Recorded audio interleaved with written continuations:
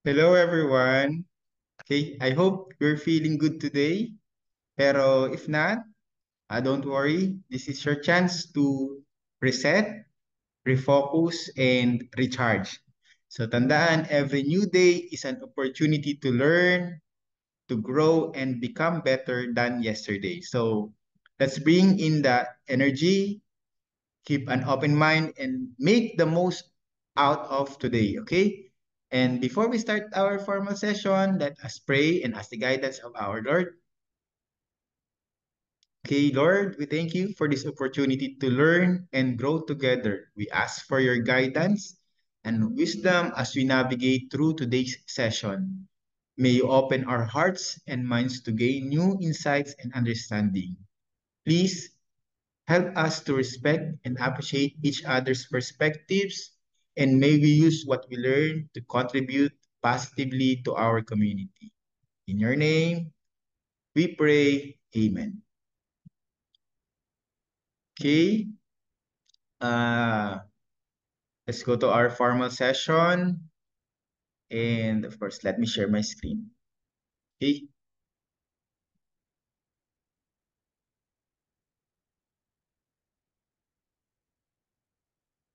yan. Okay.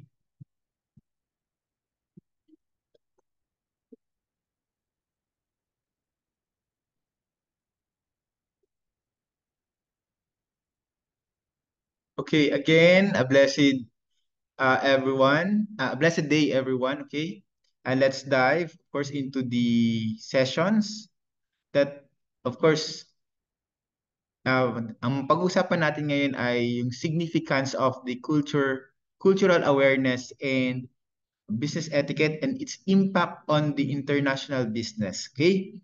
Alam ko na all of us are familiar with the ideas that different culture can affect how we do the business. Okay? And it is important to really understand this. Hindi lang para maiwasan yung tinatawag nating misunderstanding, but also to improve the business relationships globally. Okay? And cultural awareness, we all know that it plays, di ba, a main role in ensuring the smooth business relationship, particularly in international settings. When doing the business across the borders, understanding the cultural norms and expectations is very essential in avoiding the costly mistakes.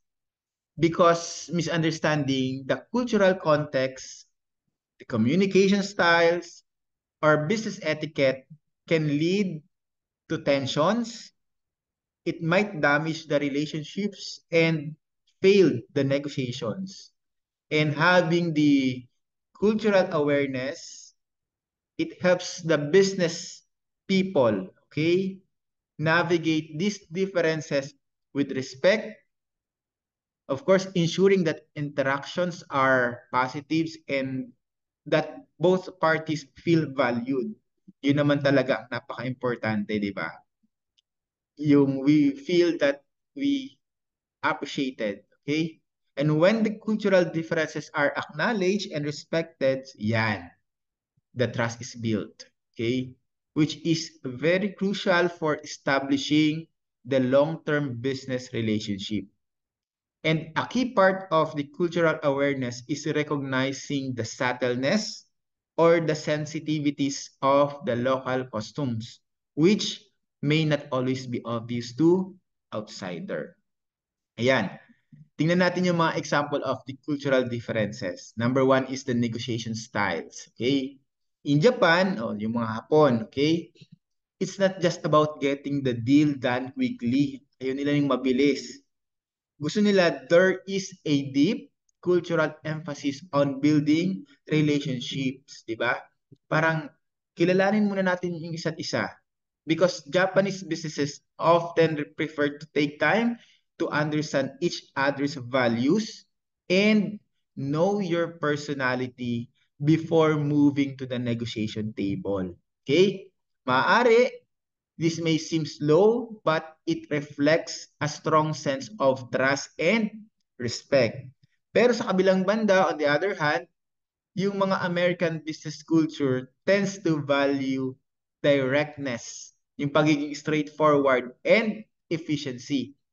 Americans are more likely to dive straight into the business decision with less focus on relationship building upfront. Okay?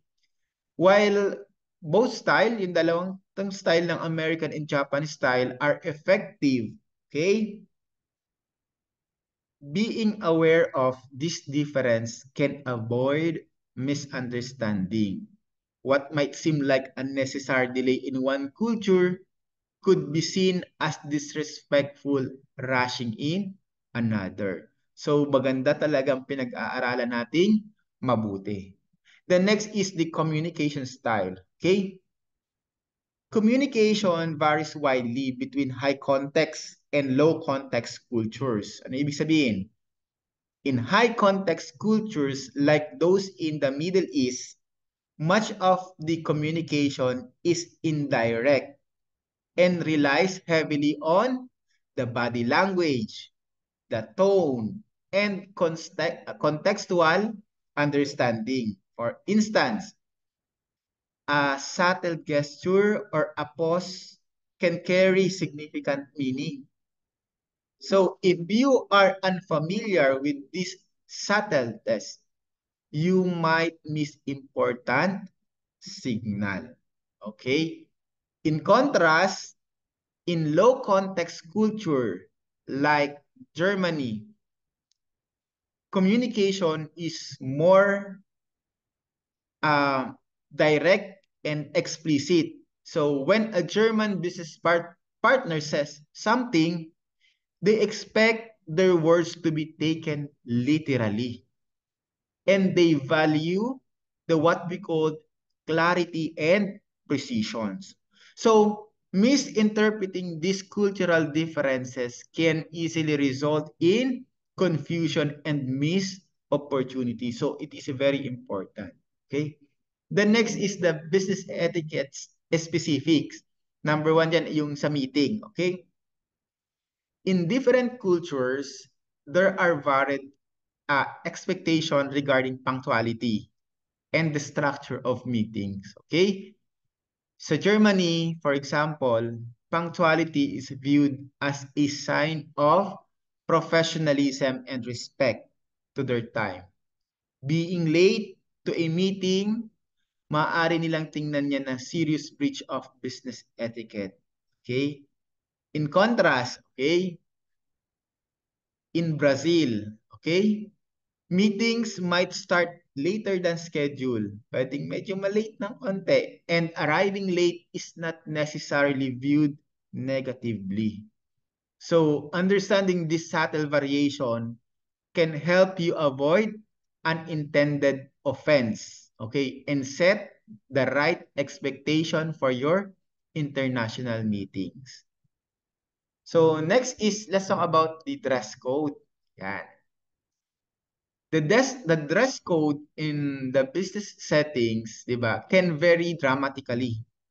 Yan, ganyan ka importante depending on the country and its culture. Kasi sometimes kung ano yung pananamit natin, yan yung nagpapakita kung or nagdi-define kung sino tayo. Okay? In Saudi Arabia, for example,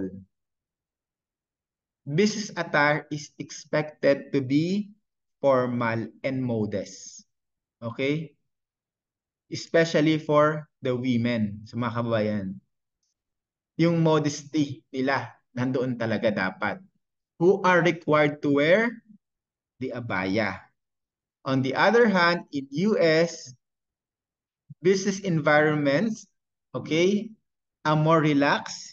Yung tinatawag natin ngayon, usual, the business casual dress code, yan ay very common sa kanila.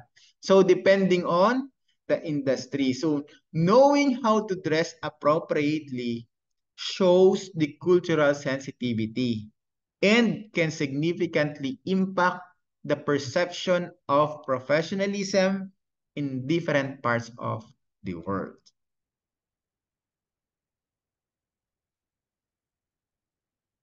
Next is the political risk and the legal system. So we have the two types of the political risk, and that is the macro and the micro. So when we say the macro risk, okay, it affects the business in an entire country, and it is often due to a large scale changes in national policies or the widespread social unrest na tinatawag. For example, if a country suddenly changes its trade policies, like itaas yung tariff, or pwede silang mag-withdraw from the trade agreements, maaaring ma-disrupt yung business operations for foreign investors. Okay? So civil unrest, wars, or national strikes, ito rin yung mga ilang examples of the macro risks that can affect the entire business landscape, often leading to what we call market instability. Punta tayo dun sa micro risk. In contrast, micro risks are more localized, affecting specific industry or sector within a country. So for example, yung oil industry, okay? The government might expropriate private assets to nationalize oil reserve. So this could happen in countries where the government decide, okay, to take control of certain sectors as part of its political or economic strategy. So leaving private companies vulnerable. Example ng political risk ay yung expropriation. When we say expropriation, uh, it occurs when a government takes control of foreign-owned assets, yan, or industry. So, isa sa pinaka-notable example was yung Venezuela, okay? Na kung saan yung government undertook a policy of expropriating foreign companies in the oil and gas sector. So, for businesses operating in countries with unstable political environment, yung risk na yon can lead to huge financial losses and disrupt operations. Okay? Next is what we call the regulatory changes. So regulatory shifts can have a direct and immediate impact on businesses. Tulad na lang yung US-China trade war, di ba? They introduced the new tariffs, creating economic uncertainty and raising the cost of doing business for companies importing goods from the China. So, yung companies that heavily depend on international trade need to closely monitor these political and regulatory changes para maiwasan yung pinatawag nating financial setback. Also, yung mga legal systems and the business implications like the contract enforcement. The legal system of different countries affect how business contracts are interpreted and enforced. In common law countries like the United Kingdom, legal precedents, past judicial decisions, it carry the significant weight in interpreting the contract. So they can offer more flexibility, but also unpredictability as past ruling might influence the current cases. While in civil law, like France, the legal code is more rigid and rules-based, meaning contracts are generally more straightforward but of course less flexible. So understanding these differences is crucial to managing the risk and making informed decision about doing business in these regions. Okay.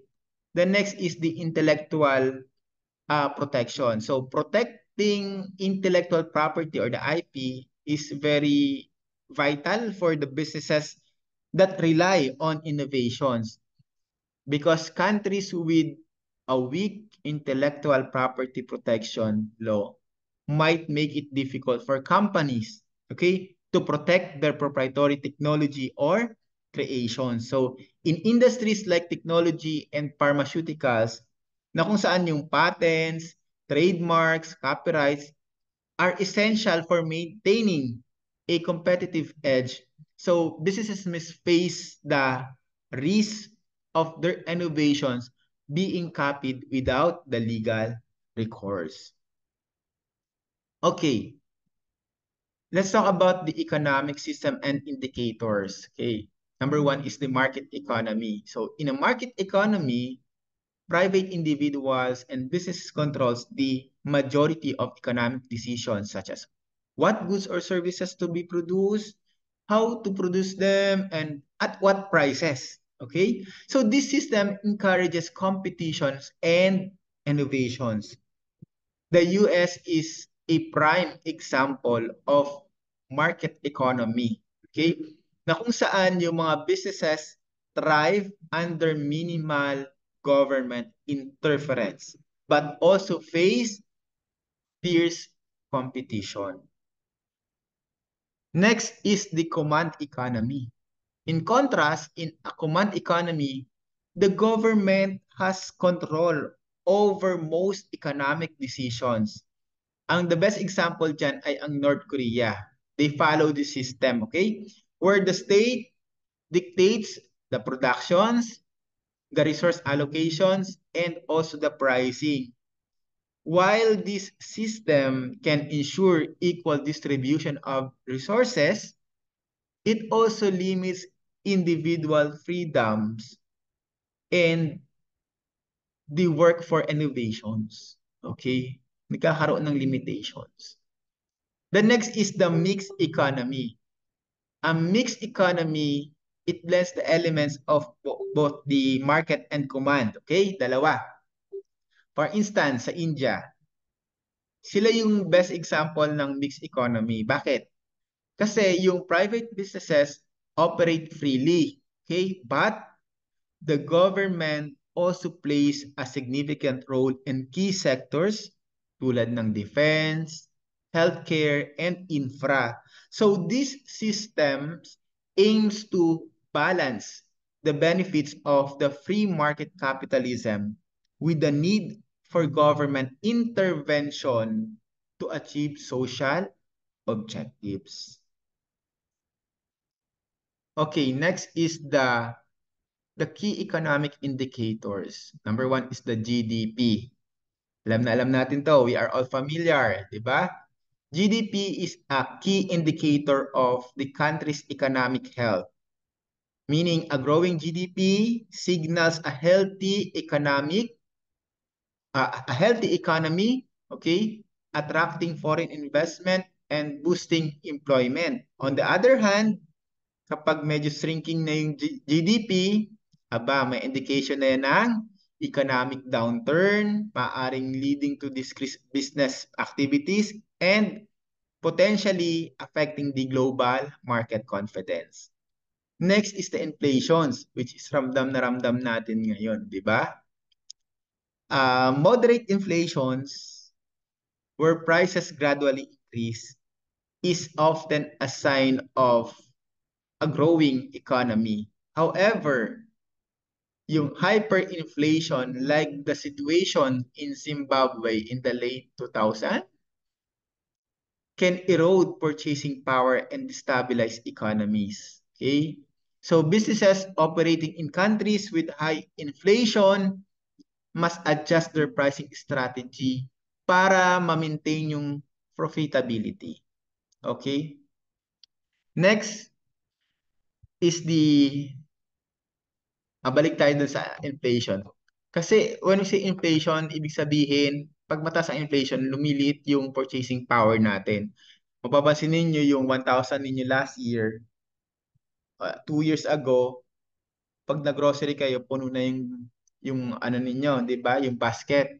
Pero ngayon, kung mag-grocery tayo, yung 1,000 natin, parang mabibilang lang natin sa daliri natin. So that's the effect of inflations. Humihina yung purchasing power natin. So sana ma-calibrate pa natin ito, no? And yun, balik na tayo sa unemployment rate, okay? So unemployment rates directly impact the consumer spending and economic growth. So high employment can reduce demands for goods and services, okay? While a low unemployment, it indicates a strong economy where consumers have more disposable income to spend. So a balanced unemployment rate is very vital for economic stability. Okay, next is the okay, wait for a while.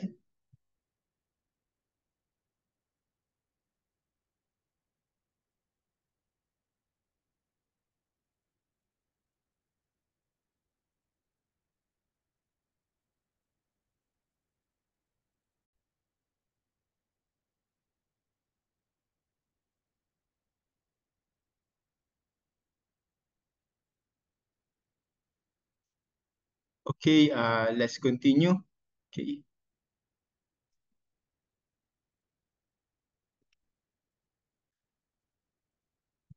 Okay, next is of course the understanding economic indicators. The number one is the balance of trade or the BOT.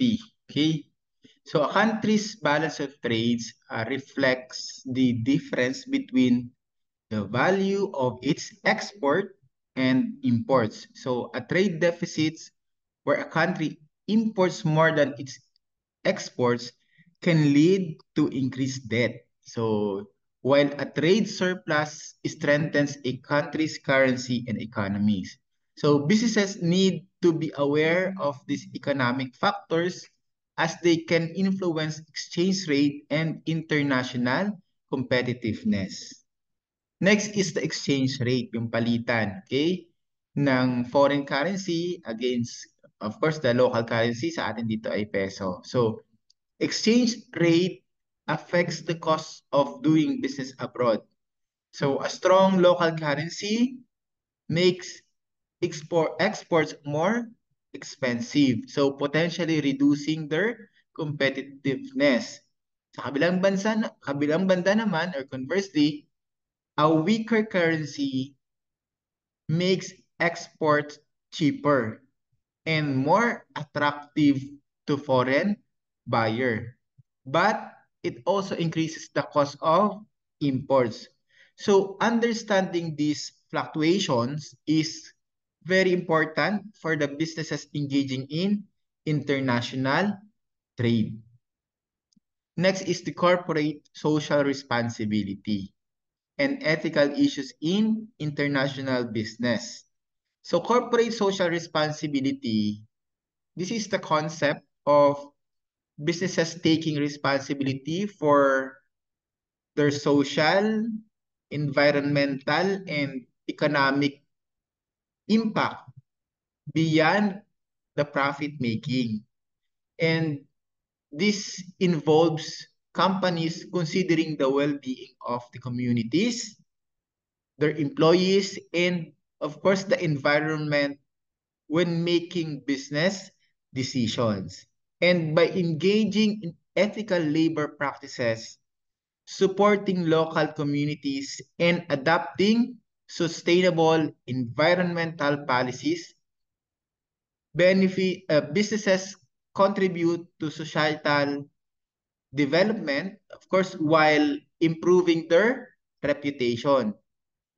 So more consumers and investors nowadays are prioritizing socially responsible companies, leading to the growth of the CSR initiatives in various industry. Magbigay tayo ng mga examples ng CSR initiatives. So, punta tayo sa environmental responsibilities. Yung companies like Tesla, they focus on the sustainable solution such as electric vehicles at yung mga solar panel, okay? To reduce the carbon footprints and promote environmental sustainability. So this commitment not only benefits the planet, the Mother Earth, but also appeals to eco-conscious consumers, boosting sales and the brand loyalty. So next is the social responsibility. O, sino dito mahilig sa kape? O, anong pinakasikat na company ng nagpo-provide ng service ng kape, 'di ba? And that's the Starbucks, 'di ba? Marami na bang nakapag-ipon ng stickers? Okay. When we say Starbucks, 'di ba? They promotes ethical sourcing by ensuring that coffee beans are sourced from farmers who meet environmental and social standards. So this commitment to fair trade and ethical practices not only helps the farmers but also strengthens the company's global image as a responsible brand. Next is the economic responsibility. Okay.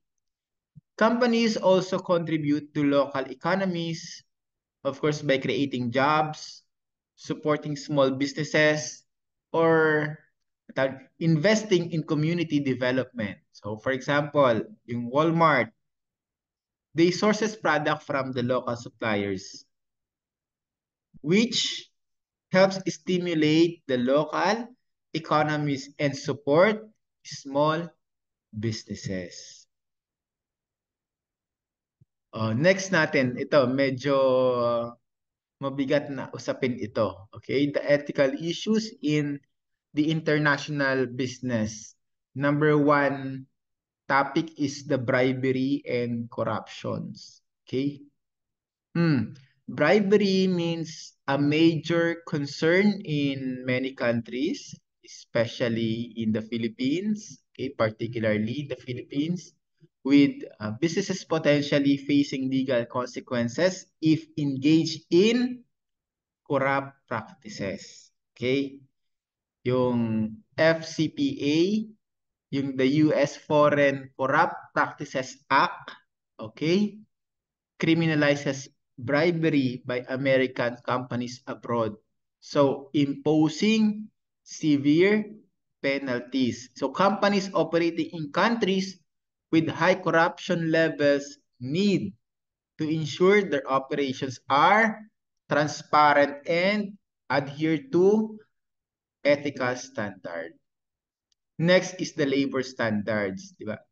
Yung companies like Nike, di ba? Nagkaroon sila ng criticism for exploiting the cheap labor in overseas factory, yung mga poor working conditions, low wage raise serious ethical concerns, yan. Okay? So addressing labor standards and improving working condition is important for businesses, of course, to maintain a positive public image and comply with international labor laws. Okay? Next is the environmental concerns. Okay? So environmental regulations differ from one country to another country. So with some countries having more lenient rules, businesses that take advantage of lax environmental laws can face backlash from consumers and environmental activities. And failing to adopt sustainable practices can result in long-term damage to a company's reputation and brand. Okay? I hope naintindihan natin yung tatlo, the bribery and corruptions, labor standards, environmental concerns.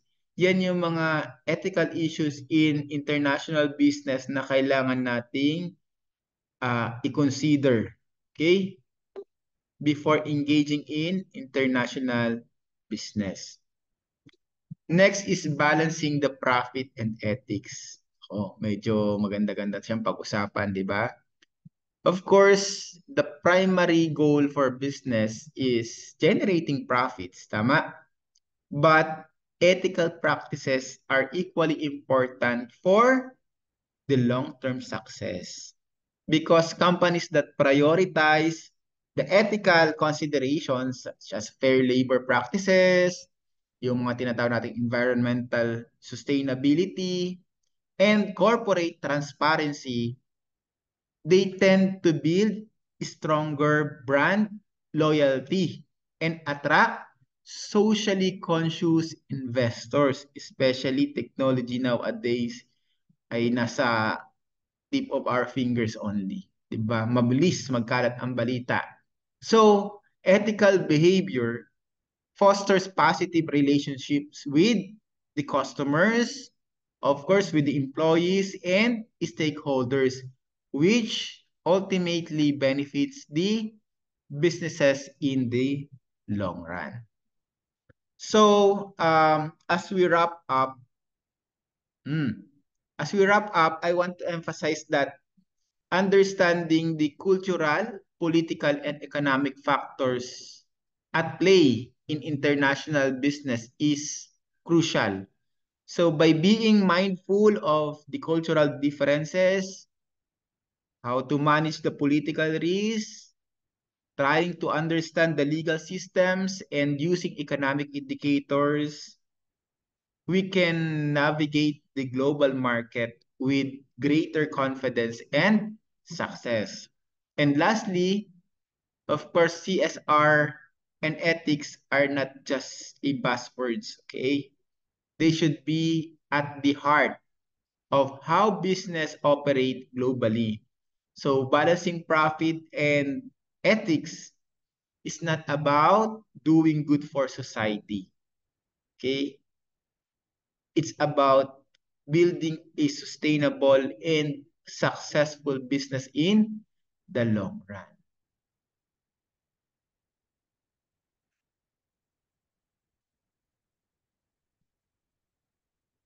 Okay, so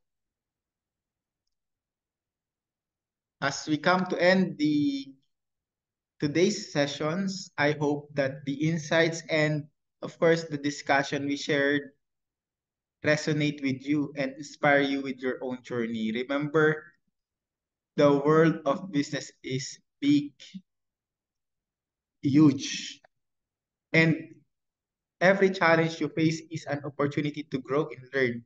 So let's always embrace the cultural differences, the political risks, and economic shifts as part of your learning experience. And they are stepping stones to becoming not only a better professional, but also a better global citizens who understand the nuances of working with others from all walks of life. Remember, you have the power to make an impact wherever you go. So keep pushing forward, be open to new perspective, and always strive for excellence. Kasi challenges are inevitable. But with the right mindset and your commitment to growth, there is no limit to what you can achieve. Stay motivated, stay curious, and most importantly, stay true to your values. So keep applying what you've learned and let it guide you towards your success. And I assure you, you've got this. Okay? So thank you very much again for listening. I hope na may natutunan tayo and I'm also hoping and expecting to see you again in our next session. So muli, magandang umaga, magandang hapon at magandang gabi. Mabuhay tayo. God bless, ingat.